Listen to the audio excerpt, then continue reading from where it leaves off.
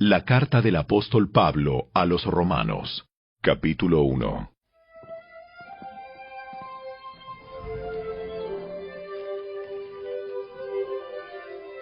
Yo, Pablo, esclavo de Cristo Jesús y elegido por Dios para ser apóstol y enviado a predicar su buena noticia, escribo esta carta.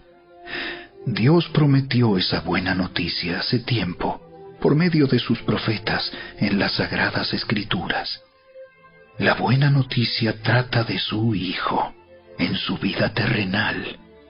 Él fue descendiente del rey David, y quedó demostrado que era el Hijo de Dios cuando fue resucitado de los muertos mediante el poder del Espíritu Santo. Él es Jesucristo, nuestro Señor.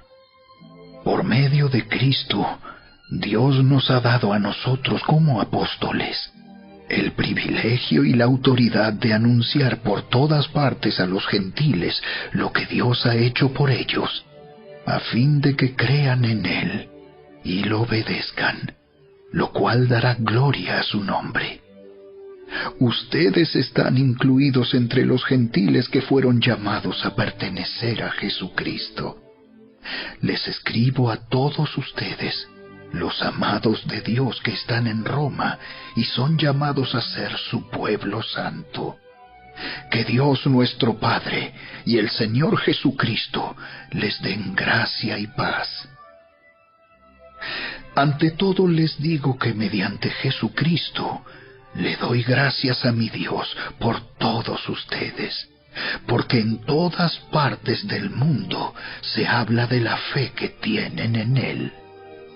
Dios sabe cuántas veces los recuerdo en mis oraciones. Día y noche hago mención de ustedes y sus necesidades delante de Dios, a quien sirvo con todo mi corazón, anunciando la buena noticia acerca de su Hijo. Algo que siempre pido en oración es que, Dios mediante, se presente la oportunidad de ir por fin a verlos, pues tengo muchos deseos de visitarlos para llevarles algún don espiritual que los ayude a crecer firmes en el Señor. Cuando nos encontremos, quiero alentarlos en la fe, pero también me gustaría recibir aliento de la fe de ustedes. Quiero que sepan, amados hermanos, que me propuse muchas veces ir a visitarlos, pero hasta el momento me vi impedido. Mi deseo es trabajar entre ustedes y ver frutos espirituales, tal como he visto entre otros gentiles, pues siento una gran obligación, tanto con los habitantes del mundo civilizado como con los del resto del mundo, con los instruidos y los incultos por igual. Así que estoy ansioso por visitarlos también a ustedes, que están en Roma, para predicarles la buena noticia. Pues no me avergüenzo de la buena noticia acerca de Cristo, porque es poder de Dios en acción para salvar a todos los que creen, a los judíos primero y también a los gentiles. Esa buena noticia nos revela cómo Dios nos hace justos ante sus ojos, lo cual se logra del principio al fin por medio de la fe. Como dicen las Escrituras, es por medio de la fe que el justo tiene vida. Pero Dios muestra su ira desde el cielo contra todos los que son pecadores y perversos, que detienen la verdad con su perversión. Ellos conocen la verdad acerca de Dios, porque Él se la ha hecho evidente, pues desde la creación del mundo, todos han visto los cielos y la tierra, por medio de todo lo que Dios hizo. Ellos pueden ver a simple vista las cualidades invisibles de Dios, su poder eterno y su naturaleza divina. así que no tienen ninguna excusa para no conocer a Dios. Es cierto, ellos conocieron a Dios, pero no quisieron adorarlo como Dios, ni darle gracias. En cambio, comenzaron a inventar ideas necias sobre Dios. Como resultado, la mente les quedó en oscuridad y confusión. Afirmaban ser sabios, pero se convirtieron en completos necios. Y en lugar de adorar al Dios inmortal y glorioso, rindieron culto a ídolos que ellos mismos se hicieron con forma de simples mortales, de aves, de animales de 4 patas y de reptiles. Entonces Dios los abandonó para que hicieran todas las cosas vergonzosas que deseaban en su corazón. Como resultado, usaron sus cuerpos para hacerse cosas viles y degradantes entre sí. Cambiaron la verdad acerca de Dios por una mentira, y así rindieron culto y sirvieron a las cosas que Dios creó, pero no al Creador mismo, quien es digno de eterna alabanza. Amén.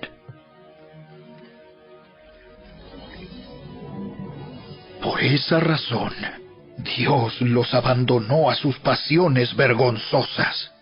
Aún las mujeres se rebelaron contra la forma natural de tener relaciones sexuales y, en cambio, dieron rienda suelta al sexo unas con otras. Los hombres, por su parte, en lugar de tener relaciones sexuales normales con la mujer, ardieron en pasiones unos con otros. Los hombres hicieron cosas vergonzosas con otros hombres, y como consecuencia de ese pecado, sufrieron dentro de sí el castigo que merecían. Por pensar que era una tontería reconocer a Dios, Él los abandonó a sus tontos razonamientos y dejó que hicieran cosas que jamás deberían hacerse. Se llenaron de toda clase de perversiones, pecados, avaricia, odio, envidia, homicidios, peleas, engaños, conductas maliciosas y chismes. Son traidores, insolentes, arrogantes, fanfarrones y gente que odia a Dios. Inventan nuevas formas de pecar y desobedecen a sus padres. No quieren entrar en razón. No cumplen lo que prometen. Son crueles y no tienen compasión. Saben bien que la justicia de Dios exige que los que hacen esas cosas merecen morir. Pero ellos igual las hacen. Peor aún, incitan a otros a que también las hagan.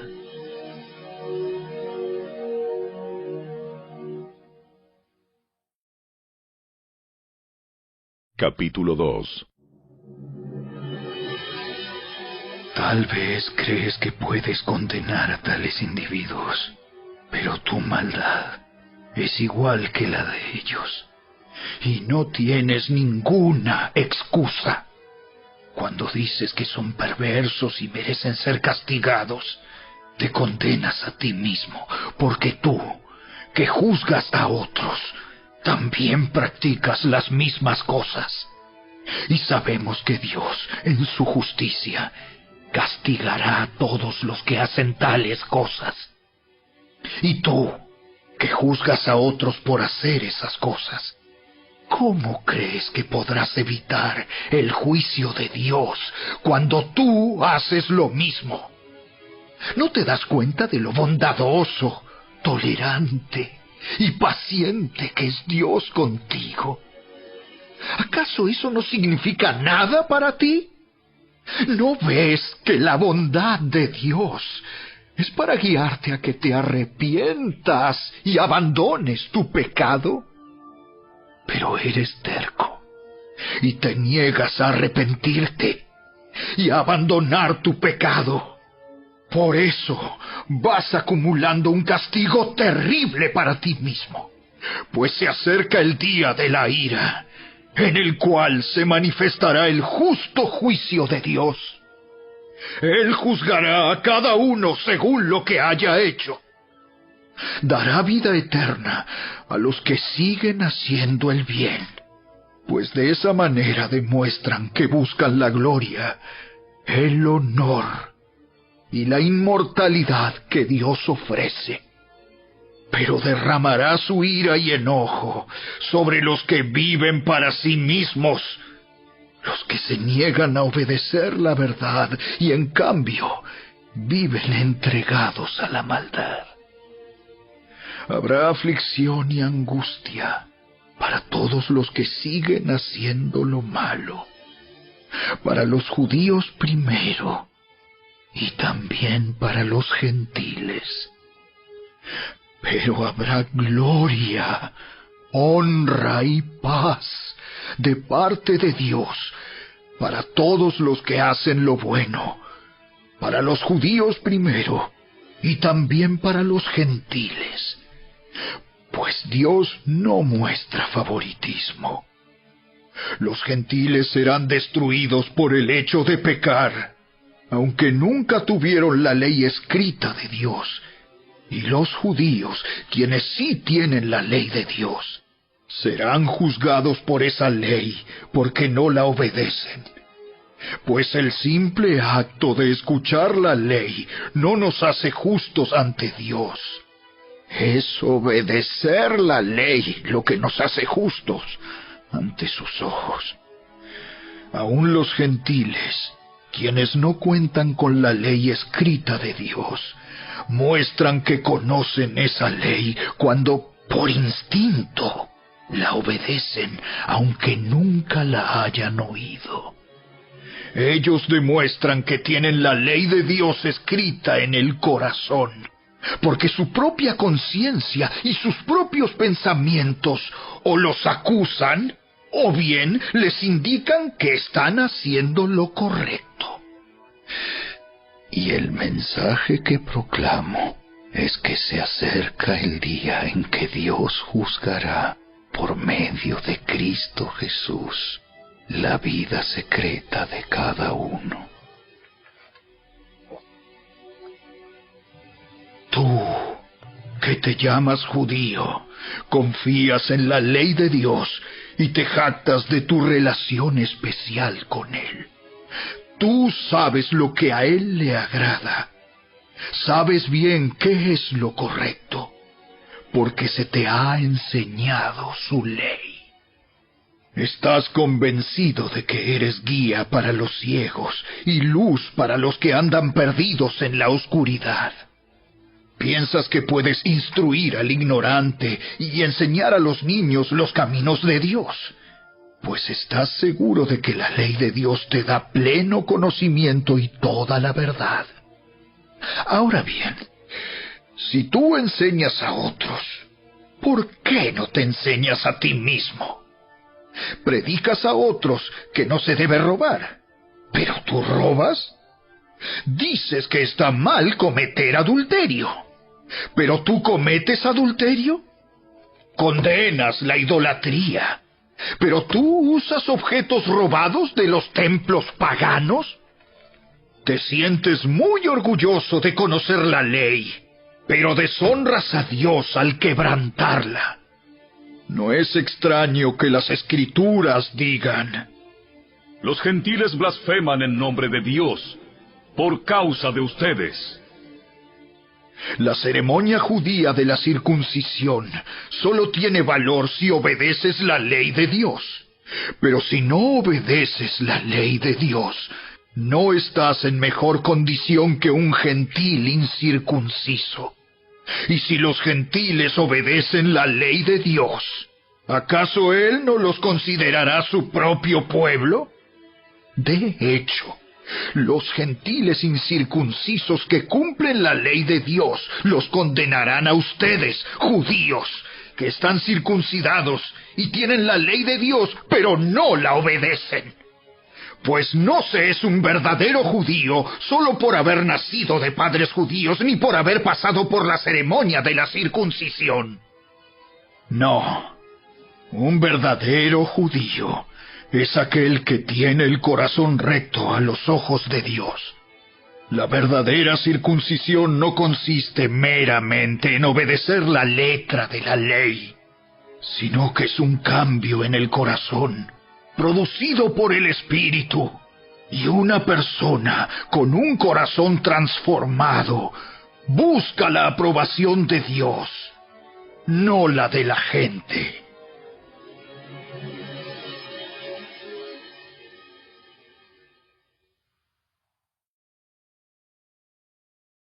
Capítulo 3. Entonces, ¿cuál es la ventaja de ser judío? ¿Tiene algún valor la ceremonia de la circuncisión? Claro que sí. Tiene muchos beneficios. En primer lugar, a los judíos se les confió toda la revelación de Dios. Es cierto, algunos de ellos fueron infieles. ¿Pero acaso eso significa que, porque ellos fueron infieles, Dios también será infiel?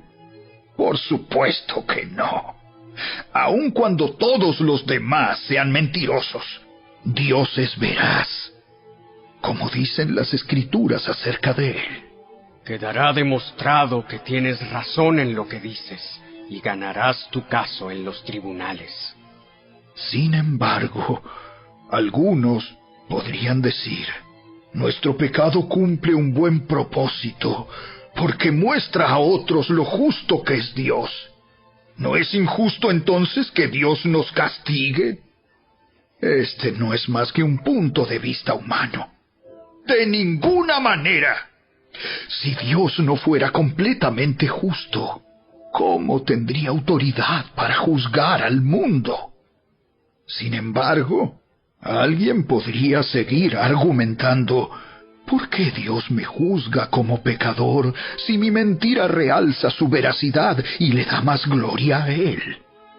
Algunos incluso nos difaman asegurando que nosotros decimos, cuanto más pecamos, mejor. Los que dicen tales cosas merecen ser condenados. Ahora bien, ¿llegamos a la conclusión de que los judíos somos mejores que los demás? ¡Para nada! Tal como acabamos de demostrar, todos, sean judíos o gentiles, están bajo el poder del pecado. Como dicen las Escrituras, no hay ni un solo justo, ni siquiera uno. Nadie es realmente sabio. Nadie busca a Dios. Todos se desviaron. Todos se volvieron inútiles. No hay ni uno que haga lo bueno, ni uno solo. Lo que hablan es repugnante, como el mal olor de una tumba abierta. Su lengua está llena de mentiras. Veneno de serpientes gotea de sus labios. Su boca está llena de maldición y amargura. Se apresuran a matar. Siempre hay destrucción y sufrimiento en sus caminos. No saben dónde encontrar paz. No tienen temor de Dios en absoluto. Obviamente, la ley se aplica a quienes fue entregada, porque su propósito es evitar que la gente tenga excusas y demostrar que todo el mundo es culpable delante de Dios. Pues nadie llegará jamás a ser justo ante Dios por hacer lo que la ley manda. La ley sencillamente nos muestra lo pecadores que somos.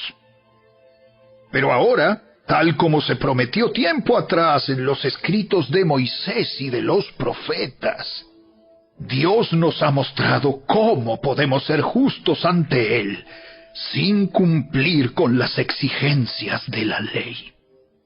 Dios nos hace justos a sus ojos, cuando ponemos nuestra fe en Jesucristo. Y eso es verdad para todo el que cree, sea quien fuere, pues todos hemos pecado. Nadie puede alcanzar la meta gloriosa establecida por Dios. Sin embargo, Dios nos declara justos, gratuita y bondadosamente, por medio de Cristo Jesús, quien nos liberó del castigo de nuestros pecados. Pues Dios ofreció a Jesús como el sacrificio por el pecado. Las personas son declaradas justas a los ojos de Dios cuando creen que Jesús sacrificó su vida al derramar su sangre. Ese sacrificio muestra que Dios actuó con justicia cuando se contuvo y no castigó a los que pecaron en el pasado, porque miraba hacia el futuro y de ese modo los incluiría en lo que llevaría a cabo en el tiempo presente. Dios hizo todo eso para demostrar su justicia, porque Él mismo es justo e imparcial, y declara a los pecadores justos a sus ojos cuando ellos creen en Jesús. ¿Podemos entonces jactarnos de haber hecho algo para que Dios nos acepte?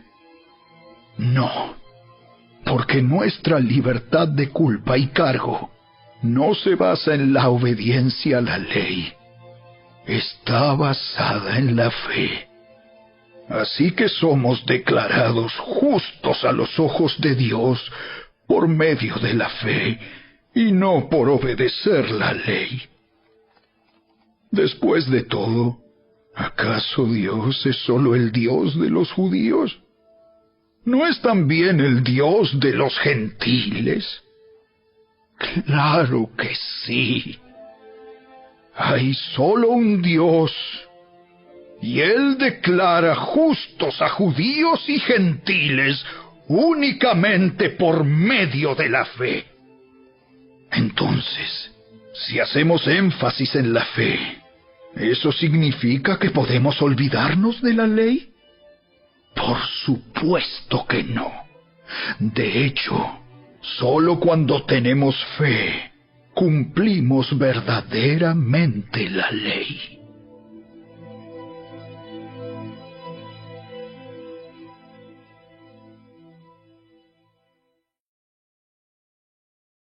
Capítulo 4. Humanamente hablando, Abraham fue el fundador de nuestra nación judía.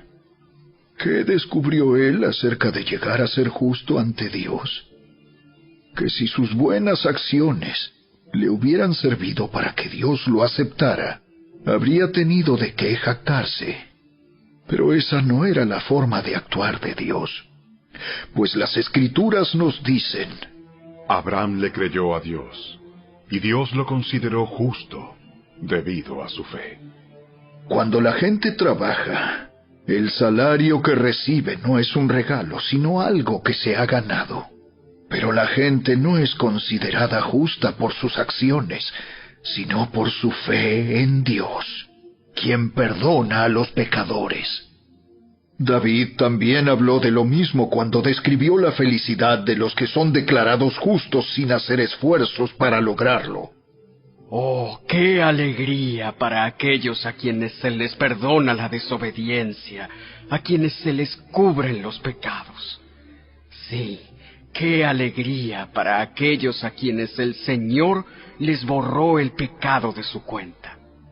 Ahora bien, ¿es esta bendición solamente para los judíos? ¿O es también para los gentiles incircuncisos? Como venimos diciendo, Dios consideró a Abraham justo debido a su fe. Pero ¿cómo sucedió esto? ¿Se le consideró justo solo después de ser circuncidado o fue antes? Es evidente que Dios aceptó a Abraham antes de que fuera circuncidado. La circuncisión era una señal de que Abraham ya tenía fe y de que Dios ya lo había aceptado y declarado justo aún antes de que fuera circuncidado.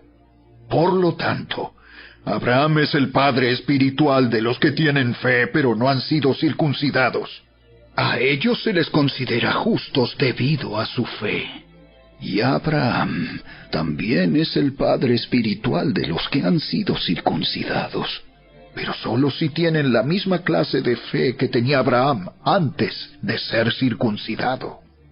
Obviamente, la promesa que Dios hizo de dar toda la tierra a Abraham y a sus descendientes no se basaba en la obediencia de Abraham a la ley, sino en una relación correcta con Dios, la cual viene por la fe. Si la promesa de Dios es solo para los que obedecen la ley, entonces la fe no hace falta y la promesa no tiene sentido. Pues la ley siempre trae castigo para los que tratan de obedecerla. La única forma de no violar la ley es no tener ninguna ley para violar. Así que la promesa se recibe por medio de la fe. Es un regalo inmerecido. Y vivamos o no de acuerdo con la ley de Moisés, todos estamos seguros de recibir esta promesa si tenemos una fe como la de Abraham, quien es el padre de todos los que creen. A eso se refieren las Escrituras cuando citan lo que Dios le dijo. Te hice padre de muchas naciones. Eso sucedió porque Abraham creyó en el Dios que da vida a los muertos y crea cosas nuevas de la nada. Aun cuando no había motivos para tener esperanza, Abraham siguió teniendo esperanza porque había creído en que llegaría a ser el padre de muchas naciones, pues Dios le había dicho: Esa es la cantidad de descendientes que tendrás. Y la fe de Abraham no se debilitó a pesar de que él reconocía que por tener unos 100 años de edad, su cuerpo ya estaba muy anciano para tener hijos, igual que el vientre de Sara. Abraham siempre creyó la promesa de Dios sin vacilar. De hecho, su fe se fortaleció aún más y así le dio gloria a Dios. Abraham estaba plenamente convencido de que Dios es poderoso para cumplir todo lo que promete. Y debido a su fe, Dios lo consideró justo.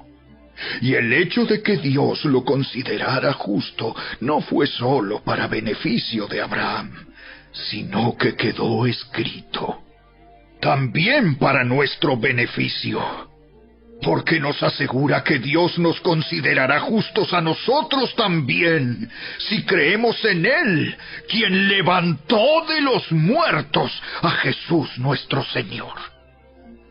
Él fue entregado a la muerte por causa de nuestros pecados, y resucitado para hacernos justos a los ojos de Dios.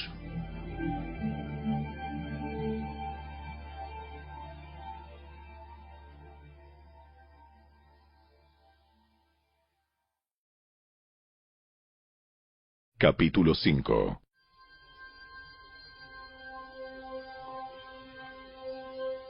Por lo tanto, ya que fuimos declarados justos a los ojos de Dios por medio de la fe, tenemos paz con Dios gracias a lo que Jesucristo nuestro Señor hizo por nosotros. Debido a nuestra fe, Cristo nos hizo entrar en este lugar de privilegio inmerecido en el cual ahora permanecemos, y esperamos con confianza y alegría participar de la gloria de Dios. También nos alegramos al enfrentar pruebas y dificultades, porque sabemos que nos ayudan a desarrollar resistencia. Y la resistencia desarrolla firmeza de carácter, y el carácter fortalece nuestra esperanza segura de salvación. Y esa esperanza no acabará en desilusión, pues sabemos con cuánta ternura nos ama Dios, porque nos ha dado el Espíritu Santo para llenar nuestro corazón con su amor. Cuando éramos totalmente incapaces de salvarnos, Cristo vino en el momento preciso y murió por nosotros, pecadores. Ahora bien, casi nadie se ofrecería a morir por una persona honrada, aunque tal vez alguien podría estar dispuesto a dar su vida por una persona extraordinariamente buena. Pero Dios mostró el gran amor que nos tiene al enviar a Cristo a morir por nosotros cuando todavía éramos pecadores. Entonces, como se nos declaró justos a los ojos de Dios por la sangre de Cristo, con toda seguridad, Él nos salvará de la condenación de Dios. Pues, como nuestra amistad con Dios quedó restablecida por la muerte de su Hijo cuando todavía éramos sus enemigos, con toda seguridad seremos salvos por la vida de su Hijo. Así que ahora podemos alegrarnos por nuestra nueva y maravillosa relación con Dios, gracias a que nuestro Señor Jesucristo nos hizo amigos de Dios. Cuando Adán pecó, el pecado entró en el mundo. El pecado de Adán introdujo la muerte, de modo que la muerte se extendió a todos, porque todos pecaron. Es cierto, la gente ya pecaba aún antes de que se entregara la ley, pero no se le tomaba en cuenta como pecado, porque todavía no existía ninguna ley para transgredir. Sin embargo, desde los tiempos de Adán hasta los de Moisés, todos murieron, incluso los que no desobedecieron un mandamiento explícito de Dios como lo hizo Adán. Ahora bien, Adán es un símbolo, una representación de Cristo, quien aún tenía que venir. Pero hay una gran diferencia entre el pecado de Adán y el regalo del favor inmerecido de Dios. Pues el pecado de un solo hombre, Adán, trajo muerte a muchos. Pero aún más grande es la gracia maravillosa de Dios y el regalo de su perdón para muchos por medio de otro hombre, Jesucristo. Y el resultado del regalo del favor inmerecido de Dios es muy diferente de la consecuencia del pecado de ese primer hombre. Pues el pecado de Adán llevó a la condenación, pero el regalo de Dios nos lleva a ser declarados justos a los ojos de Dios, a pesar de que somos culpables de muchos pecados. Pues el pecado de un solo hombre, Adán, hizo que la muerte reinara sobre muchos. Pero aún más grande es la gracia maravillosa de Dios y el regalo de su justicia, porque todos los que lo reciben vivirán en victoria sobre el pecado y la muerte por medio de un solo hombre, Jesucristo. Así es, un solo pecado de Adán trae condenación para todos. Pero un solo acto de justicia de Cristo trae una relación correcta con Dios y vida nueva para todos. Por uno solo que desobedeció a Dios, muchos pasaron a ser pecadores. Pero por uno solo que obedeció a Dios, muchos serán declarados justos. La ley de Dios fue entregada para que toda la gente se diera cuenta de la magnitud de su pecado, Pero mientras más pecaba la gente, más abundaba la gracia maravillosa de Dios. Entonces, así como el pecado reinó sobre todos y los llevó a la muerte, ahora reina en cambio la gracia maravillosa de Dios, la cual nos pone en la relación correcta con Él y nos da como resultado la vida eterna por medio de Jesucristo, nuestro Señor.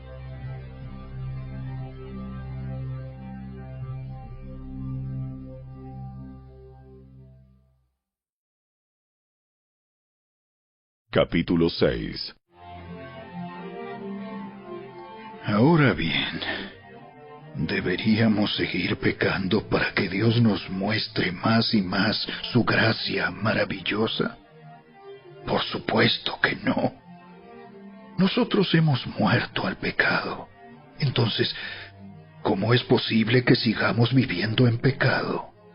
¿O acaso olvidaron que cuando fuimos unidos a Cristo Jesús en el bautismo, nos unimos a Él en su muerte? Pues hemos muerto y fuimos sepultados con Cristo mediante el bautismo.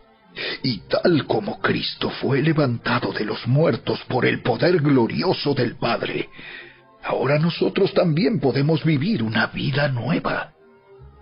Dado que fuimos unidos a Él en su muerte, también seremos resucitados como Él. Sabemos que nuestro antiguo ser pecaminoso fue crucificado con Cristo para que el pecado perdiera su poder en nuestra vida. Ya no somos esclavos del pecado, pues cuando morimos con Cristo, fuimos liberados del poder del pecado.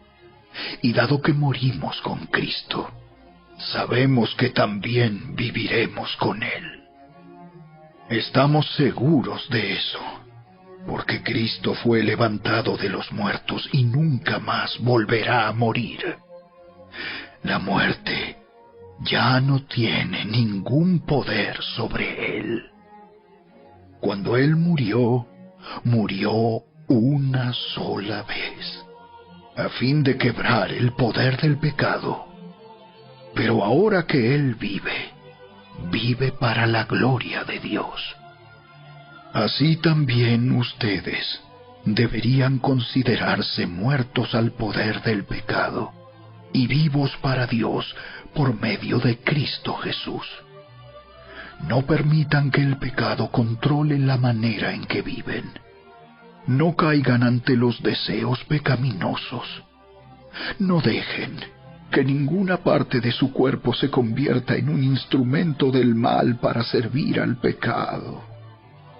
En cambio, entréguense completamente a Dios, porque antes estaban muertos, pero ahora tienen una vida nueva. Así que usen todo su cuerpo como un instrumento para hacer lo que es correcto para la gloria de Dios. El pecado ya no es más su amo, porque ustedes ya no viven bajo las exigencias de la ley. En cambio, viven en la libertad de la gracia de Dios. Ahora bien, ¿eso significa que podemos seguir pecando porque la gracia de Dios nos ha liberado de la ley? Claro que no. ¿No se dan cuenta de que uno se convierte en esclavo de todo lo que decide obedecer? Uno puede ser esclavo del pecado, lo cual lleva a la muerte, o puede decidir obedecer a Dios, lo cual lleva a una vida recta.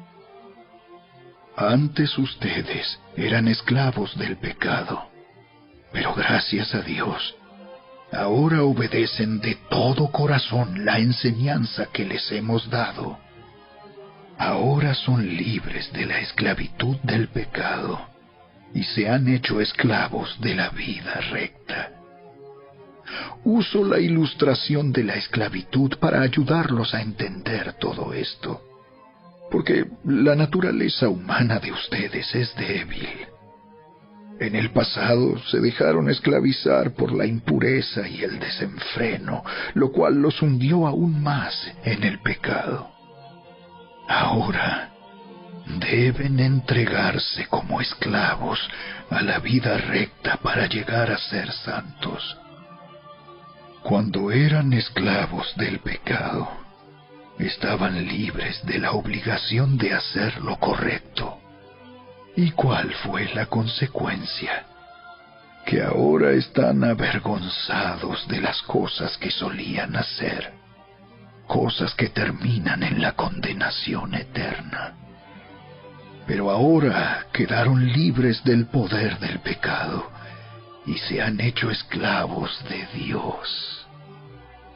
Ahora hacen las cosas que llevan a la santidad y que dan como resultado la vida eterna. Pues la paga que deja el pecado es la muerte, pero el regalo que Dios da es la vida eterna por medio de Cristo Jesús, nuestro Señor.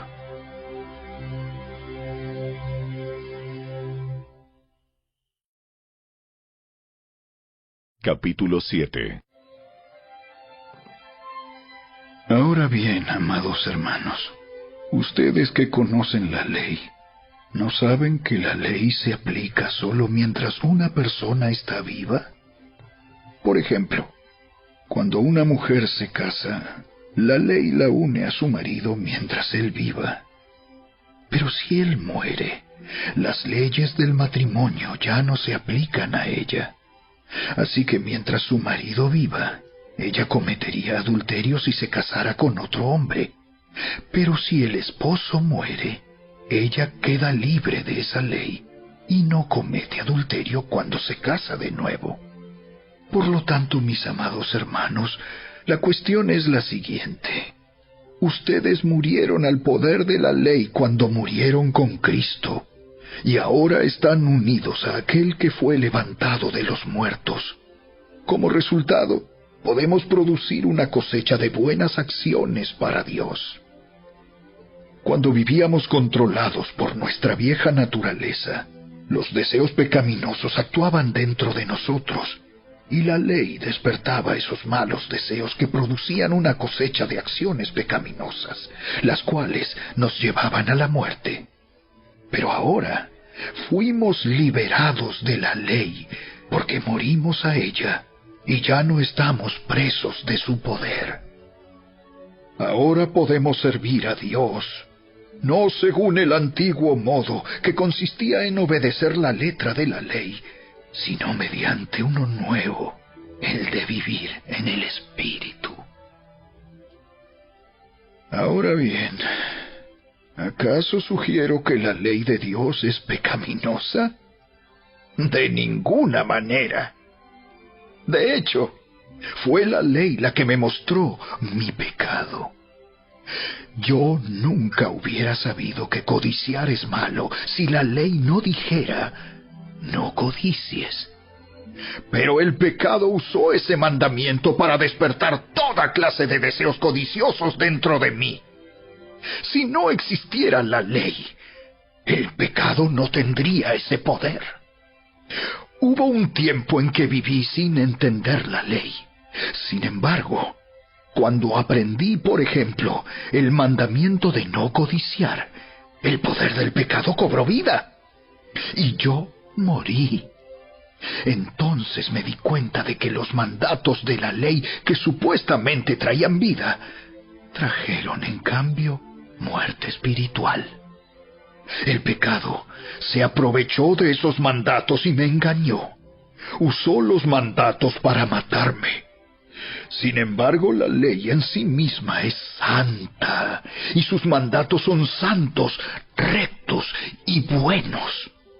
Pero ¿cómo puede ser? ¿Acaso la ley que es buena provocó mi muerte? Por supuesto que no. El pecado usó lo que era bueno a fin de lograr mi condena de muerte.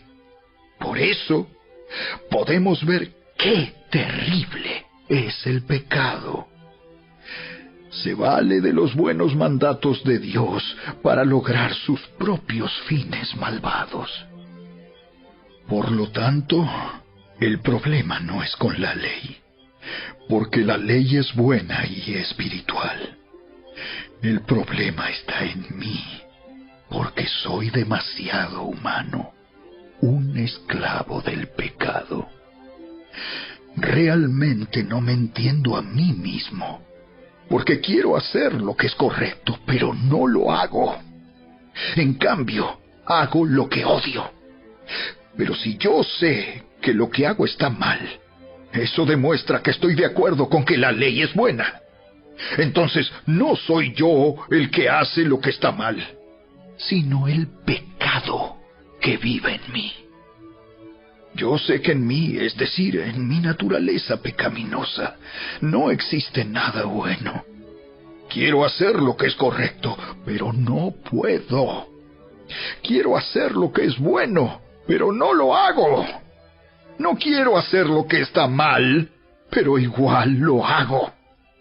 Ahora, si hago lo que no quiero hacer, realmente no soy yo el que hace lo que está mal, sino el pecado que vive en mí. He descubierto el siguiente principio de vida, que cuando quiero hacer lo que es correcto, no puedo evitar hacer lo que está mal. Amo la ley de Dios con todo mi corazón, pero hay otro poder dentro de mí que está en guerra con mi mente. Ese poder me esclaviza al pecado que todavía está dentro de mí. Soy un pobre desgraciado. ¿Quién me libertará de esta vida dominada por el pecado y la muerte? ¡Gracias a Dios! La respuesta está en Jesucristo, nuestro Señor.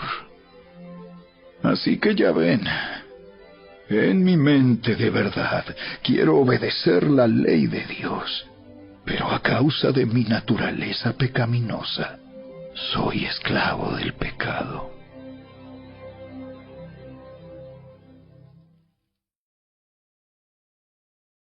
Capítulo 8.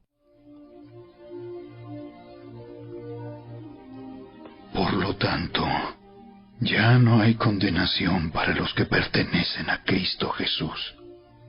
Y porque ustedes pertenecen a Él, el poder del Espíritu que da vida los ha libertado del poder del pecado que lleva a la muerte.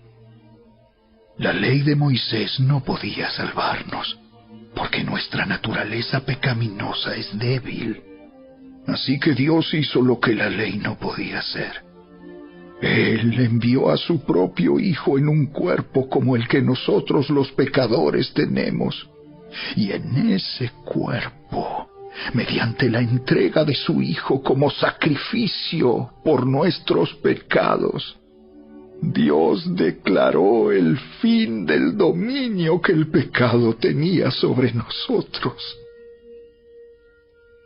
Lo hizo para que se cumpliera totalmente la exigencia justa de la ley a favor de nosotros, que ya no seguimos a nuestra naturaleza pecaminosa, sino que seguimos al Espíritu. Los que están dominados por la naturaleza pecaminosa piensan en cosas pecaminosas, pero los que son controlados por el Espíritu Santo piensan en las cosas que agradan al Espíritu. Por lo tanto, permitir que la naturaleza pecaminosa les controle la mente lleva a la muerte. Pero permitir que el Espíritu les controle la mente lleva a la vida y a la paz. Pues la naturaleza pecaminosa es enemiga de Dios siempre. Nunca obedeció las leyes de Dios y jamás lo hará. Por eso, los que todavía viven bajo el dominio de la naturaleza pecaminosa nunca pueden agradar a Dios. Pero ustedes no están dominados por su naturaleza pecaminosa, son controlados por el Espíritu, si el Espíritu de Dios vive en ustedes. Y recuerden que los que no tienen al Espíritu de Cristo en ellos, de ninguna manera pertenecen a Él. Y Cristo vive en ustedes. Entonces, aunque el cuerpo morirá por causa del pecado, el Espíritu les da vida, porque ustedes ya fueron declarados justos a los ojos de Dios. El Espíritu de Dios, quien levantó a Jesús de los muertos, vive en ustedes. Y así como Dios levantó a Cristo Jesús de los muertos, Él dará vida a sus cuerpos mortales mediante el mismo Espíritu, quien vive en ustedes. Por lo tanto, amados hermanos, no están obligados a hacer lo que su naturaleza pecaminosa los incita a hacer, pues si viven obedeciéndola, morirán. Pero si mediante el poder del Espíritu hacen morir las acciones de la naturaleza pecaminosa, vivirán. Pues todos los que son guiados por el Espíritu de Dios son hijos de Dios. Y ustedes no han recibido un espíritu que los esclavice al miedo. En cambio, recibieron el Espíritu de Dios cuando Él los adoptó como sus propios hijos. Ahora lo llamamos Abba, Padre, pues su Espíritu se une a nuestro espíritu para confirmar que somos hijos de Dios. Así que como somos sus hijos, también somos sus herederos. De hecho, somos herederos junto con Cristo de la gloria de Dios. Pero si vamos a participar de su gloria, también debemos participar de su sufrimiento. Sin embargo, lo que ahora sufrimos no es nada comparado con la gloria que Él nos revelará más adelante, pues toda la creación espera con anhelo el día futuro en que Dios revelará quiénes son verdaderamente sus hijos. Contra su propia voluntad, toda la creación quedó sujeta a la maldición de Dios. Sin embargo, con gran esperanza, la creación espera el día en que será liberada de la muerte y la descomposición, y se unirá a la gloria de los hijos de Dios. Pues sabemos que hasta el día de hoy, toda la creación gime de angustia como si tuviera dolores de parto.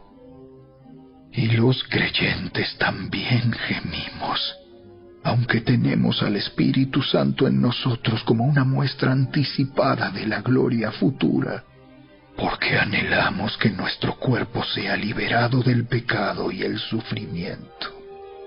Nosotros también deseamos con una esperanza ferviente que llegue el día en que Dios nos dé todos nuestros derechos como sus hijos adoptivos, incluido el nuevo cuerpo que nos prometió.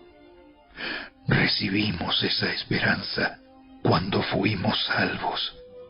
Si uno ya tiene algo, no necesita esperarlo. Pero si deseamos algo que todavía no tenemos, debemos esperar con paciencia y confianza. Además, el Espíritu Santo nos ayuda en nuestra debilidad. Por ejemplo, nosotros no sabemos qué quiere Dios que le pidamos en oración, pero el Espíritu Santo ora por nosotros con gemidos que no pueden expresarse con palabras.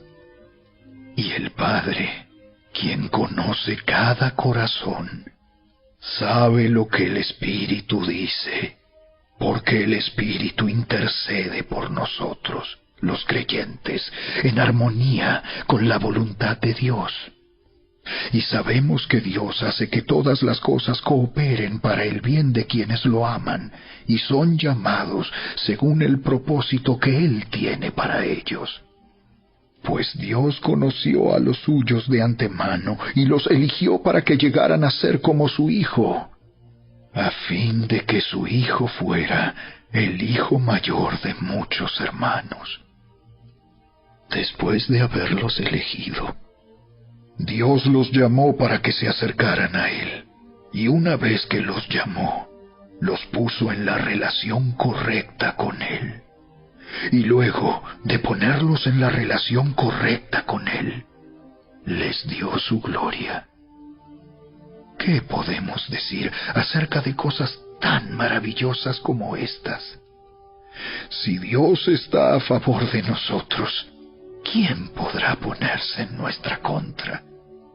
Si Dios no se guardó ni a su propio Hijo, sino que lo entregó por todos nosotros, ¿no nos dará también todo lo demás? ¿Quién se atreve a acusarnos a nosotros, a quienes Dios ha elegido para sí? Nadie, porque Dios mismo nos puso en la relación correcta con Él. Entonces, ¿quién nos condenará?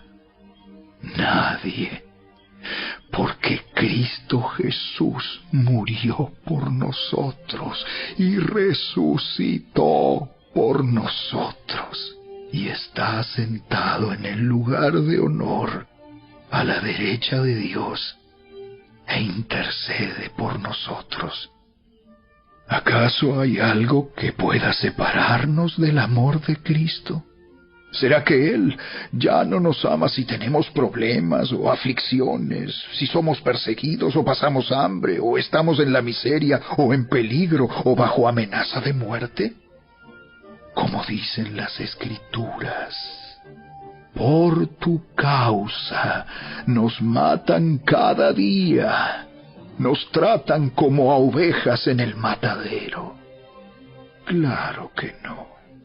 A pesar de todas estas cosas, nuestra victoria es absoluta por medio de Cristo, quien nos amó. Y estoy convencido de que nada podrá jamás separarnos del amor de Dios. Ni la muerte, ni la vida, ni ángeles, ni demonios, ni nuestros temores de hoy, ni nuestras preocupaciones de mañana, ni siquiera los poderes del infierno pueden separarnos del amor de Dios. Ningún poder en las alturas ni en las profundidades, de hecho, nada en toda la creación podrá jamás separarnos del amor de Dios, que está revelado en Cristo Jesús, nuestro Señor.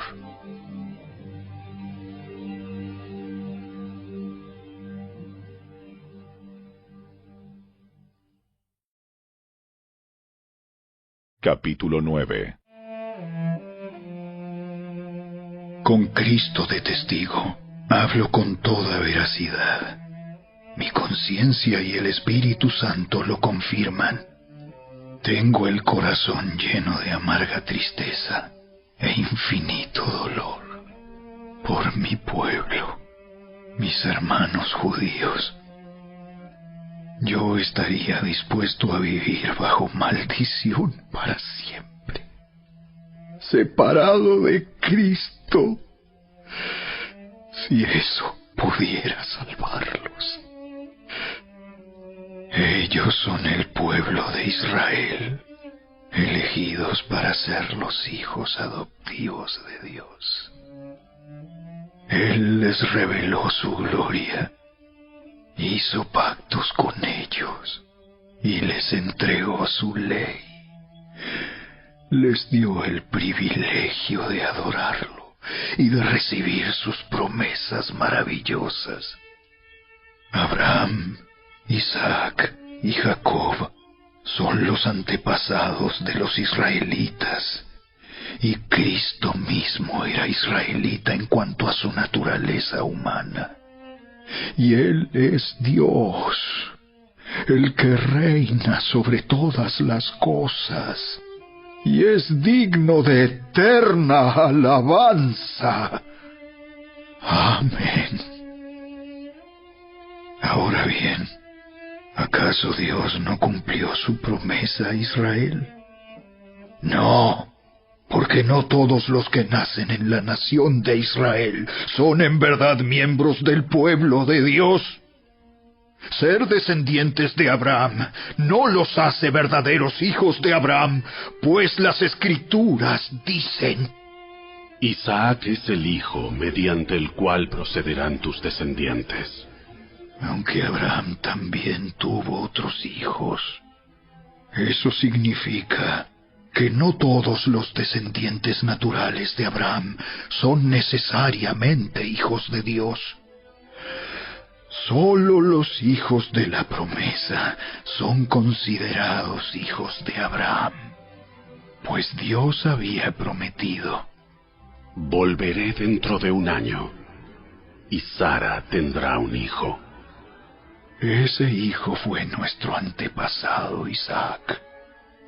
Cuando se casó con Rebeca, ella dio a luz mellizos. Sin embargo, antes de que nacieran, antes de que pudieran hacer algo bueno o malo, ella recibió un mensaje de Dios. Este mensaje demuestra que Dios elige a la gente según sus propósitos. Él llama a las personas, pero no según las buenas o malas acciones que haya hecho. Se le dijo: Tu hijo mayor servirá a tu hijo menor. Como dicen las Escrituras: Tendré misericordia de quien yo quiera, y mostraré compasión con quien yo quiera. ¿Estamos diciendo entonces que Dios fue injusto? Por supuesto que no. Pues Dios le dijo a Moisés: Amé a Jacob, pero rechacé a Esaú. Por lo tanto, es Dios quien decide tener misericordia. No depende de nuestro deseo, ni de nuestro esfuerzo, pues las Escrituras cuentan que Dios le dijo al faraón: Te he designado con el propósito específico de exhibir mi poder en ti y dar a conocer mi fama por toda la tierra. Así que, como ven, Dios decide tener misericordia de algunos y también decide endurecer el corazón de otros para que se nieguen a escuchar. Ahora bien, ustedes podrían decir: ¿por qué Dios culpa a las personas por no responder? ¿Acaso no hicieron sencillamente lo que Él les exige que hagan? No, no digan eso. ¿Quién eres tú, simple ser humano, para discutir con Dios? ¿Acaso el objeto creado puede preguntarle a su creador: ¿por qué me has hecho así? Cuando un alfarero hace vasijas de barro, ¿no tiene derecho a usar del mismo trozo de barro para hacer una vasija de adorno y otra para arrojar basura?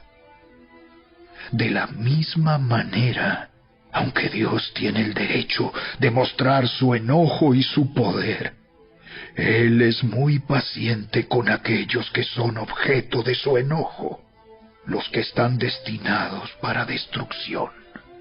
Lo hace para que las riquezas de su gloria brillen con mucha más intensidad sobre aquellos a quienes les tiene misericordia, los que preparó de antemano para gloria.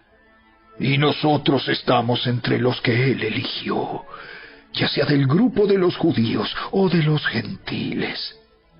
Con respecto a los gentiles, Dios dice en la profecía de Oseas: A los que no eran mi pueblo, ahora los llamaré mi pueblo, y amaré a los que antes no amaba.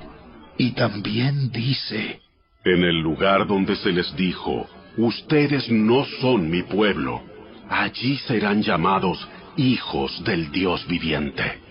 Con respecto a Israel, el profeta Isaías clamó: Aunque los hijos de Israel son tan numerosos como la arena a la orilla del mar, solo un remanente se salvará, pues el Señor ejecutará su sentencia sobre la tierra, sin demora y de manera terminante. Y lo mismo dijo Isaías en otro lugar.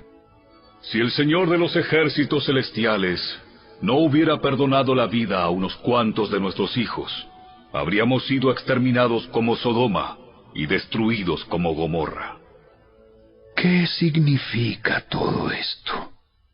Aunque los gentiles no trataban de seguir las normas de Dios, fueron declarados justos a los ojos de Dios. Y eso sucedió por medio de la fe. Pero los hijos de Israel, que se esforzaron tanto en cumplir la ley para llegar a ser justos ante Dios, nunca lo lograron. ¿Por qué no? Porque trataban de hacerse justos ante Dios por cumplir la ley en lugar de confiar en Él. Tropezaron con la gran piedra en su camino. Dios se lo advirtió en las Escrituras cuando dijo: Pongo en Jerusalén una piedra que hace tropezar a muchos, una roca que los hace caer. Pero todo el que confíe en Él jamás será avergonzado.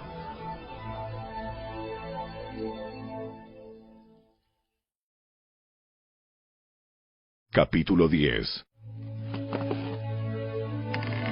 Amados hermanos, el profundo deseo de mi corazón y mi oración a Dios es que los israelitas lleguen a ser salvos. Yo sé que ellos tienen un gran entusiasmo por Dios, pero es un fervor mal encausado, pues no entienden la forma en que Dios hace justas a las personas ante Él. Se niegan a aceptar el modo de Dios y en cambio se aferran a su propio modo de hacerse justos ante Él tratando de cumplir la ley. Sin embargo, Cristo ya cumplió el propósito por el cual se entregó la ley. Como resultado, a todos los que creen en Él se les declara justos a los ojos de Dios. Pues Moisés escribe que la ley exige obediencia a todos sus mandatos para que una persona llegue a ser justa ante Dios. Pero el modo de la fe para hacernos justos ante Dios dice: no digas en tu corazón: ¿quién subirá al cielo para hacer bajar a Cristo a la tierra? Ni tampoco digas: ¿quién descenderá al lugar de los muertos para volver a Cristo de nuevo a la vida? En realidad, dice, el mensaje está muy al alcance de la mano. Está en tus labios y en tu corazón. Y ese mensaje es el mismo mensaje que nosotros predicamos acerca de la fe. Si declaras abiertamente que Jesús es el Señor y crees en tu corazón que Dios lo levantó de los muertos, serás salvo. Pues es por creer en tu corazón que eres declarado justo a los ojos de Dios, y es por declarar abiertamente tu fe que eres salvo. Como nos dicen las Escrituras, todo el que confíe en Él jamás será avergonzado. No hay diferencia entre los judíos y los gentiles en ese sentido. Ambos tienen al mismo Señor, quien da con generosidad a todos los que lo invocan. Pues todo el que invoque el nombre del Señor será salvo. Pero ¿cómo pueden ellos invocarlo para que los salve si no creen en Él? ¿Y cómo pueden creer en Él si nunca han oído de Él? ¿Y cómo pueden oír de Él a menos que alguien se lo diga? ¿Y cómo irá alguien a contarles sin ser enviado? Por eso, las Escrituras dicen: ¡qué hermosos son los pies de los mensajeros que traen buenas noticias! Sin embargo, no todos aceptan la buena noticia, porque el profeta Isaías dijo: Señor, ¿quién ha creído nuestro mensaje? Así que la fe viene por oír, es decir, por oír la buena noticia acerca de Cristo. Pero pregunto, ¿de verdad el pueblo de Israel oyó el mensaje? Claro que sí. El mensaje se ha difundido por toda la tierra y sus palabras por todo el mundo. Vuelvo a preguntar, ¿entendió realmente el pueblo de Israel? Por supuesto que sí, pues incluso en el tiempo de Moisés, Dios dijo: despertaré sus celos con un pueblo que ni siquiera es una nación. Provocaré su enojo por medio de gentiles insensatos. Luego Isaías habló audazmente de parte de Dios y dijo: Me encontraron personas que no me buscaban. Me mostré a los que no preguntaban por mí. Pero con respecto a Israel, Dios dijo: todo el día les abrí mis brazos, pero ellos fueron desobedientes y rebeldes.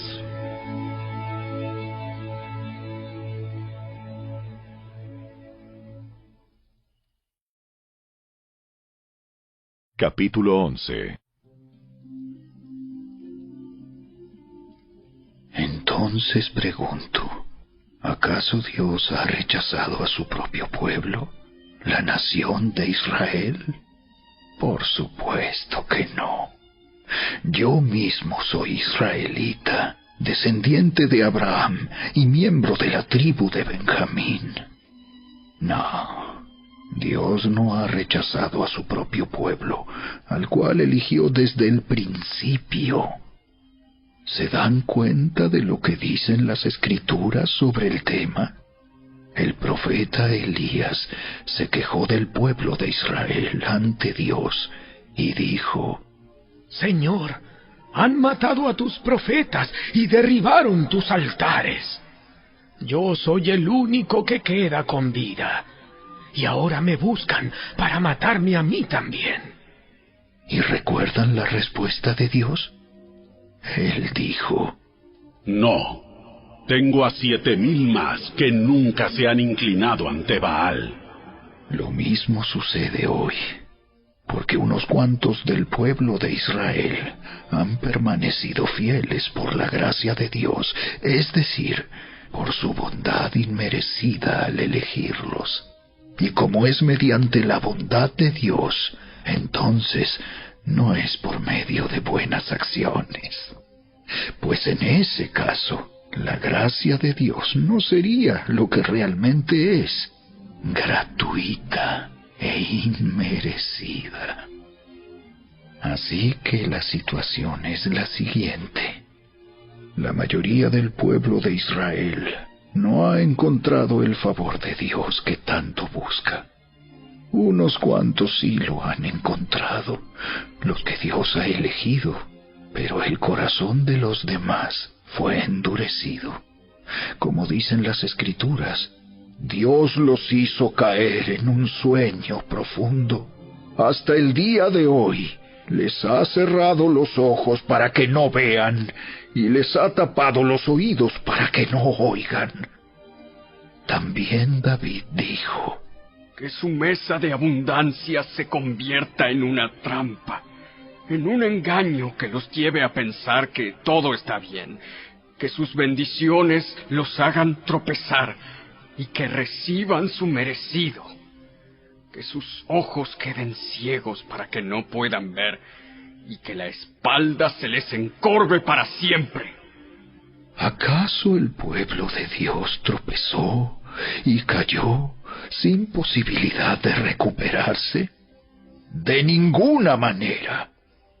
El pueblo fue desobediente. Por eso Dios puso la salvación al alcance de los gentiles. Sin embargo, Él quería que su propio pueblo sintiera celos y la reclamara para sí.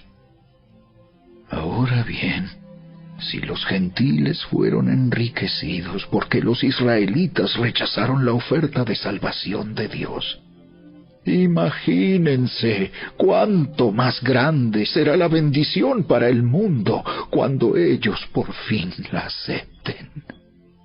Menciono todo lo anterior, especialmente para ustedes, los gentiles. Dios me designó apóstol a los gentiles. Pongo énfasis en esto, porque, de alguna manera, quiero hacer que los hijos de Israel sientan celos de lo que tienen ustedes los gentiles, y entonces yo pueda salvar a algunos de ellos. Pues si el rechazo de ellos hizo que Dios ofreciera la salvación al resto del mundo, la aceptación de ellos será algo aún más maravilloso. Será vida para los que estaban muertos. Y dado que Abraham y los otros patriarcas fueron santos, sus descendientes también serán santos, del mismo modo que toda la masa de pan es santa, porque la porción que se da como ofrenda es santa. Pues si las raíces del árbol son santas, las ramas también lo serán. Algunas ramas del árbol de Abraham, algunos del pueblo de Israel, han sido arrancadas, y ustedes, los gentiles, que eran ramas de un olivo silvestre, fueron injertados. Así que ahora ustedes también reciben la bendición que Dios prometió a Abraham y a sus hijos, con lo cual comparten con ellos el alimento nutritivo que proviene de la raíz del olivo especial de Dios. Así que no se jacten de haber sido injertados para reemplazar a las ramas que fueron arrancadas. Ustedes son solo una rama, no son la raíz. Tal vez digas, bueno, esas ramas fueron arrancadas para darme lugar a mí. Es cierto, pero recuerda, esas ramas fueron arrancadas porque no creyeron en Cristo. Y tú estás allí porque sí crees. Así que no te consideres tan importante. Más bien, teme lo que podría suceder. Pues si Dios no perdonó a las ramas originales, tampoco te perdonará a ti. Fíjate en que Dios es bondadoso, pero también es severo. Es severo con los que desobedecen, pero será bondadoso contigo si sigues confiando en su bondad. En cambio, si dejas de confiar, tú también serás arrancado por completo. Y si el pueblo de Israel abandona su incredulidad, volverá a ser injertado, pues Dios tiene poder para volver a injertarlo en el árbol. Tú, por naturaleza, eras una rama cortada de un olivo silvestre. Por lo tanto, si Dios estuvo dispuesto a ir en contra de la naturaleza al injertarte en un árbol cultivado, Él estará mucho más dispuesto a injertar las ramas originales en el árbol al que pertenecen. Mis amados hermanos, quiero que entiendan este misterio, para que no se vuelvan orgullosos de ustedes mismos. Parte del pueblo de Israel tiene el corazón endurecido. Pero eso solo durará hasta que se complete el número de gentiles que aceptarán a Cristo. Y entonces todo Israel será salvo, como dicen las Escrituras. El que rescata vendrá de Jerusalén y apartará a Israel de la maldad. Y mi pacto con ellos es que quitaré sus pecados. Muchos del pueblo de Israel ahora son enemigos de la buena noticia. y eso los beneficia a ustedes, los gentiles, porque Él eligió a los antepasados Abraham, Isaac y Jacob, pues los dones de Dios y su llamado son irrevocables. Ustedes, los gentiles, antes eran rebeldes contra Dios, pero cuando el pueblo de Israel se rebeló contra Él, Dios tuvo misericordia de ustedes y no de ellos. Ahora ellos son los rebeldes, y a ustedes Dios les mostró su misericordia para que ellos también participen de la misericordia de Dios. Pues Dios encarceló a todos en la desobediencia para poder tener misericordia de todos. ¡Qué grande es la riqueza, la sabiduría y el conocimiento de Dios! Es realmente imposible para nosotros entender sus decisiones y sus caminos. Pues, ¿quién puede conocer los pensamientos del Señor? ¿Quién sabe lo suficiente para aconsejarlo? ¿Y quién le ha entregado tanto para que Él tenga que devolvérselo? Pues todas las cosas provienen de Él y existen por su poder y son para su gloria. A Él sea toda la gloria por siempre. Amén.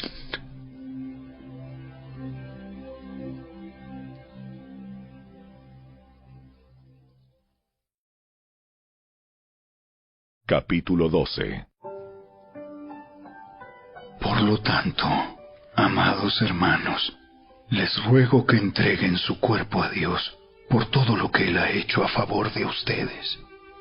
Que sea un sacrificio vivo y santo, la clase de sacrificio que a Él le agrada.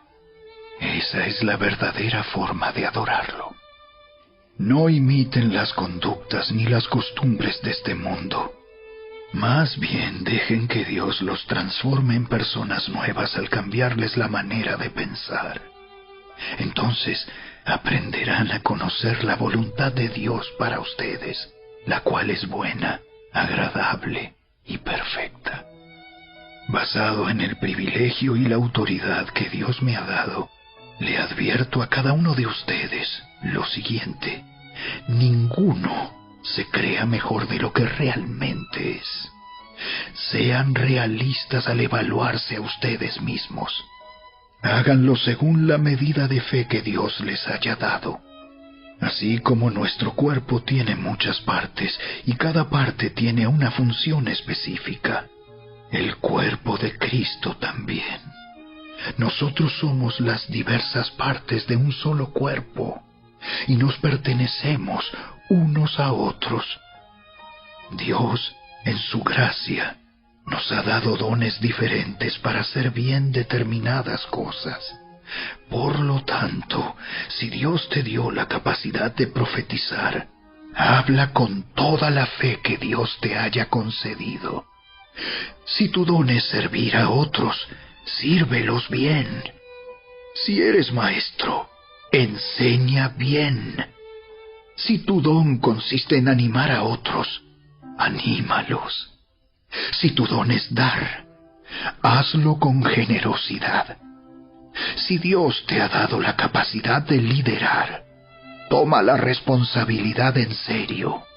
Y si tienes el don de mostrar bondad a otros, hazlo con gusto.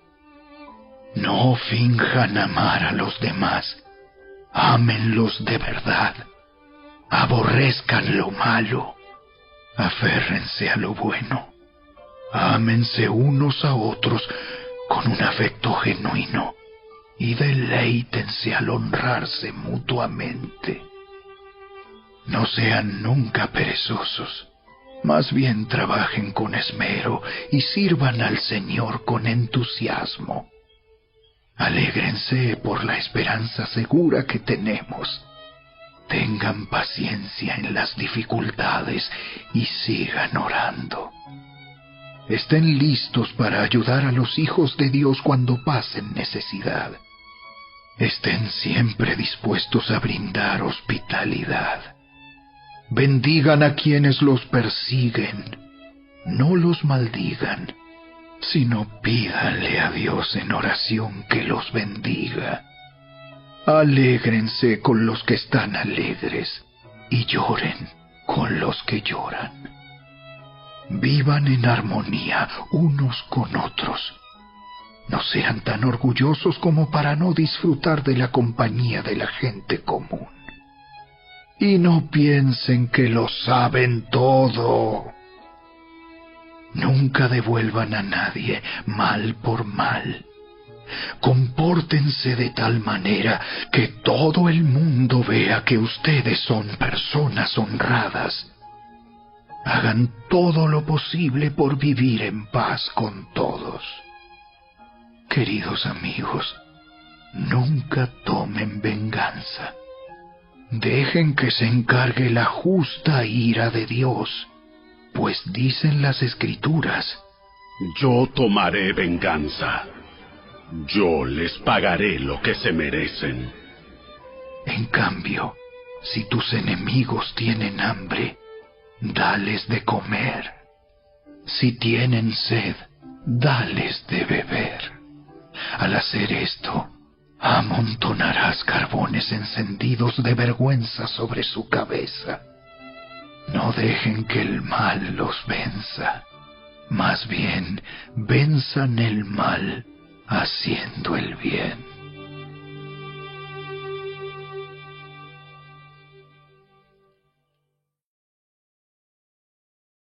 Capítulo 13. Toda persona debe someterse a las autoridades de gobierno, pues toda autoridad proviene de Dios, y los que ocupan puestos de autoridad están allí colocados por Dios. Por lo tanto, cualquiera que se rebele contra la autoridad, se rebela contra lo que Dios ha instituido, y será castigado. Pues las autoridades no infunden temor a los que hacen lo que está bien, sino en los que hacen lo que está mal. ¿Quieres vivir sin temor a las autoridades? Haz lo correcto, y ellas te honrarán. Las autoridades están al servicio de Dios para tu bien.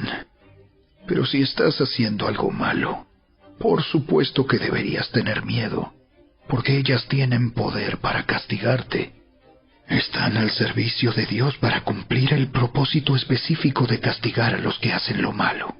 Por eso tienes que someterte a ellas, no solo para evitar el castigo, sino para mantener tu conciencia limpia. Por esas mismas razones, también paguen sus impuestos, pues los funcionarios de gobierno necesitan cobrar su sueldo. Ellos sirven a Dios con lo que hacen. Ustedes den a cada uno lo que le deben. Paguen los impuestos y demás aranceles a quien corresponda, y den respeto y honra a los que están en autoridad. No deban nada a nadie, excepto el deber de amarse unos a otros. Si aman a su prójimo, cumplen con las exigencias de la ley de Dios, pues los mandamientos dicen: no cometas adulterio, no cometas asesinato, no robes, no codicies. Estos y otros mandamientos semejantes se resumen en uno solo: ama a tu prójimo como a ti mismo. El amor no hace mal a otros, por eso el amor cumple con las exigencias de la ley de Dios. Esto es aún más urgente, porque ustedes saben que es muy tarde. El tiempo se acaba. Despierten, porque nuestra salvación ahora está más cerca que cuando recién creímos. La noche ya casi llega a su fin. El día de la salvación amanecerá pronto. Por eso, dejen de lado sus actos oscuros, como si se quitaran ropa sucia, y pónganse la armadura resplandeciente de la vida recta, ya que nosotros pertenecemos al día. Vivamos con decencia a la vista de todos. No participen en la oscuridad de las fiestas desenfrenadas y de las borracheras, ni vivan en promiscuidad sexual e inmoralidad, ni se metan en peleas, ni tengan envidia. Más bien, vístanse con la presencia del Señor Jesucristo y no se permitan pensar en formas de complacer los malos deseos.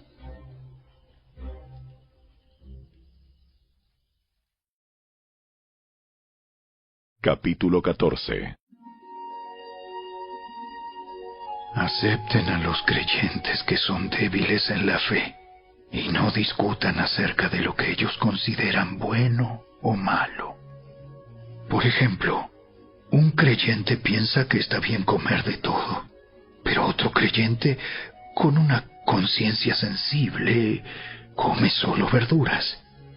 Los que se sienten libres para comer de todo no deben menospreciar a los que no sienten la misma libertad. Y los que no comen determinados alimentos no deben juzgar a los que sí los comen, porque a esos hermanos Dios los ha aceptado. ¿Quién eres tú para juzgar a los sirvientes de otro? Su amo dirá si quedan en pie o caen, y con la ayuda del Señor quedarán en pie y recibirán la aprobación de Él. Del mismo modo, algunos piensan que un día es más sagrado que otro, mientras que otros creen que todos los días son iguales. Cada uno debería estar plenamente convencido de que el día que elija es aceptable. Los que adoran al Señor un día en particular lo hacen para honrarlo a Él. Los que comen toda clase de alimentos lo hacen para honrar al Señor, ya que le dan gracias a Dios antes de comer. Y los que se niegan a comer ciertos alimentos también quieren agradar al Señor y le dan gracias a Dios. Pues no vivimos para nosotros mismos, ni morimos para nosotros mismos. Si vivimos, es para honrar al Señor. Y si morimos, es para honrar al Señor. Entonces, tanto si vivimos como si morimos, pertenecemos al Señor. Cristo murió y resucitó con este propósito: ser Señor de los vivos y de los muertos. ¿Por qué entonces juzgas a otro creyente? ¿Por qué menosprecias a otro creyente? Recuerda que todos estaremos delante del tribunal de Dios, pues dicen las Escrituras: tan cierto como que yo vivo, toda rodilla se doblará ante mí, y toda lengua declarará lealtad a Dios. Es cierto, cada uno de nosotros tendrá que responder por sí mismo ante Dios. Así que dejemos de juzgarnos unos a otros. Por el contrario, propónganse vivir de tal manera que no causen tropiezo ni caída a otro creyente. Yo sé y estoy convencido por la autoridad del Señor Jesús que ningún alimento en sí mismo está mal. Pero si alguien piensa que está mal comerlo, entonces para esa persona está mal. Si otro creyente se angustia por lo que tú comes, entonces no actúas con amor si lo comes. No permitas que lo que tú comes destruya a alguien por quien Cristo murió. Entonces no serás criticado por hacer algo que tú crees que es bueno. Pues el reino de Dios no se trata de lo que comemos o bebemos, sino de llevar una vida de bondad, paz y alegría en el Espíritu Santo. Si tú sirves a Cristo con esa actitud, agradarás a Dios y también tendrás la aprobación de los demás. Por lo tanto, procuremos que haya armonía en la iglesia y tratemos de edificarnos unos a otros. No destruyas la obra de Dios a causa de lo que comes, Recuerda que todos los alimentos están permitidos. Lo malo es comer algo que haga tropezar a otro.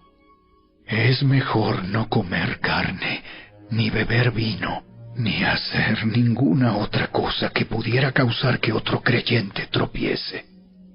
Tal vez crees que no hay nada malo en lo que haces, pero manténlo entre tú y Dios. Benditos son los que no se sienten culpables por hacer algo que han decidido que es correcto.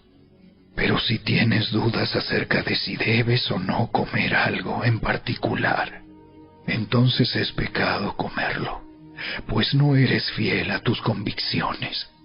Si haces algo que crees que está mal, pecas.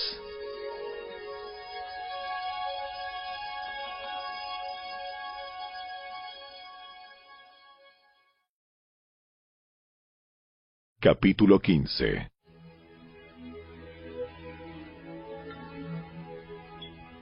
Los que somos fuertes debemos tener consideración de los que son sensibles a este tipo de cosas. No debemos agradarnos solamente a nosotros mismos. Deberíamos ayudar a otros a hacer lo que es correcto y edificarlos en el Señor, pues ni siquiera Cristo vivió para agradarse a sí mismo. Como dicen las Escrituras, los insultos de aquellos que te insultan, oh Dios, han caído sobre mí. Tales cosas se escribieron hace tiempo en las Escrituras para que nos sirvan de enseñanza, y las Escrituras nos dan esperanza y ánimo mientras esperamos con paciencia hasta que se cumplan las promesas de Dios. Que Dios, quien da esa paciencia y ese ánimo, los ayude a vivir en plena armonía unos con otros, como corresponde a los seguidores de Cristo Jesús. Entonces, todos ustedes podrán unirse en una sola voz para dar alabanza y gloria a Dios, el Padre de nuestro Señor Jesucristo. Por lo tanto, acéptense unos a otros, tal como Cristo los aceptó a ustedes, para que Dios reciba la gloria. Recuerden que Cristo vino a servir a los judíos para demostrar que Dios es fiel a las promesas que les hizo a los antepasados de ellos. También vino para que los gentiles le dieran la gloria a Dios por la misericordia que Él tuvo con ellos. A eso se refería el salmista cuando escribió: Por eso te alabaré entre los gentiles, cantaré alabanzas a tu nombre. Y en otro lugar está escrito: Alégrense con su pueblo, oh gentiles. Y además: alaben al Señor todos ustedes los gentiles, todos los pueblos de la tierra, alábenlo. Y en otro lugar, Isaías dijo: el heredero del trono de David vendrá y reinará sobre los gentiles. Ellos pondrán su esperanza en él. Le pido a Dios, fuente de esperanza, que los llene completamente de alegría y paz, porque confían en Él. Entonces rebosarán de una esperanza segura mediante el poder del Espíritu Santo. Mis amados hermanos, estoy plenamente convencido de que ustedes están llenos de bondad. Conocen estas cosas tan bien que pueden enseñárselas unos a otros. Aún así, me atreví a escribirles sobre algunos de estos temas porque sé que lo único que necesitan es recordarlos, pues por la gracia de Dios soy un mensajero especial de Cristo Jesús, enviado a ustedes los gentiles. Les transmito la buena noticia para presentarlos como una ofrenda aceptable a Dios, hecha santa por el Espíritu Santo. Así que tengo razón de estar entusiasmado por todo lo que Cristo Jesús ha hecho por medio de mí al servir a Dios. Sin embargo, no me atrevo a jactarme de nada, salvo de lo que Cristo ha hecho por medio de mí al llevar a los gentiles a Dios a través de mi mensaje y de la manera en que he trabajado entre ellos. Los gentiles se convencieron por el poder de señales milagrosas y maravillas, y por el poder del Espíritu de Dios. De esa manera presenté con toda plenitud la buena noticia de Cristo desde Jerusalén hasta llegar a la región del Ilírico. Mi gran aspiración siempre ha sido predicar la buena noticia donde nunca antes se ha oído el nombre de Cristo, y no donde otro ya ha comenzado una iglesia. He seguido el plan que mencionan las Escrituras, donde dice: los que nunca se enteraron de él, verán, y los que nunca oyeron de él, entenderán. De hecho, mi visita a ustedes se demoró tanto, precisamente porque estuve predicando en esos lugares. Ahora que terminé mi trabajo en estas regiones, y después de todos estos largos años de espera, tengo muchos deseos de ir a verlos. Estoy pensando viajar a España. Cuando lo haga, me detendré en Roma, y luego de disfrutar de la compañía de ustedes por un breve tiempo, podrán ayudarme con lo necesario para mi viaje. Sin embargo, antes de visitarlos, debo ir a Jerusalén para llevar una ofrenda a los creyentes de allí. Pues les cuento, los creyentes de Macedonia y Acaya con entusiasmo juntaron una ofrenda para los creyentes de Jerusalén que son pobres. Lo hicieron con gusto, porque se sienten en deuda con ellos.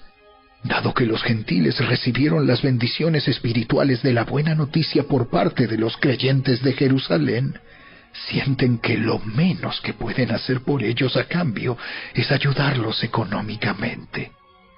En cuanto yo entregue ese dinero y termine esa buena acción de los gentiles, iré a visitarlos a ustedes de camino a España. Cuando vaya, estoy seguro de que Cristo bendecirá en abundancia el tiempo que pasemos juntos. Mis amados hermanos, les pido encarecidamente, en el nombre de nuestro Señor Jesucristo, que se unan a mi lucha orando a Dios por mí. Háganlo por el amor que me tienen, ese amor que el Espíritu Santo les ha dado. Pídanle que me libre de los que están en Judea, que se niegan a obedecer a Dios. Pídanle también que los creyentes de allí estén dispuestos a aceptar la ofrenda que llevo a Jerusalén.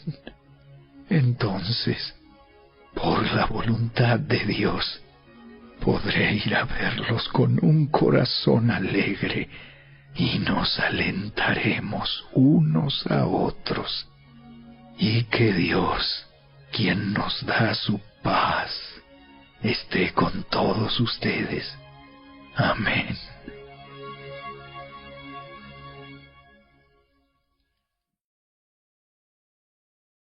Capítulo 16. Les encomiendo a nuestra hermana Febe, quien es diaconisa de la iglesia en Cencrea. Recíbanla en el Señor como digna de honra en el pueblo de Dios. Ayúdenla en todo lo que necesite, porque ella ha sido de ayuda para muchos, especialmente para mí. Den mis saludos a Priscila y Aquila, mis colaboradores en el ministerio de Cristo Jesús. De hecho, ellos una vez arriesgaron la vida por mí. Yo les estoy agradecido, igual que todas las iglesias de los gentiles. Den también mis saludos a la iglesia que se reúne en el hogar de ellos. Saluden a mi querido amigo Epeneto. Él fue el primero de toda la provincia de Asia que se convirtió en seguidor de Cristo. Denle mis saludos a María, quien ha trabajado tanto por ustedes. Saluden a Andrónico y a Junias, judíos como yo, quienes estuvieron en la cárcel conmigo. Ellos son muy respetados entre los apóstoles y se hicieron seguidores de Cristo antes que yo.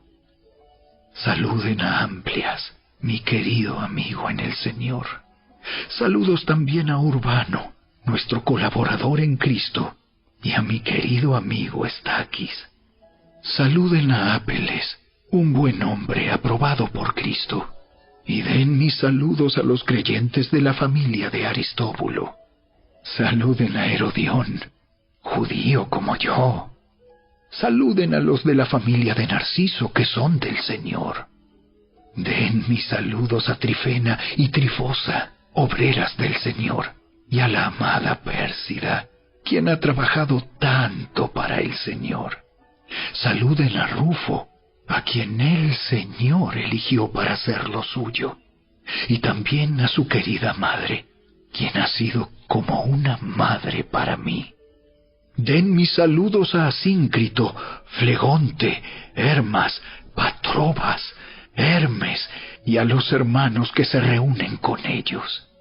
Saluden también a Filólogo, Julia, Nereo y su hermana, y a Olimpas y a todos los creyentes que se reúnen con ellos. Salúdense unos a otros con un beso santo. Todas las iglesias de Cristo les envían saludos. Y ahora, mis amados hermanos, les pido algo más.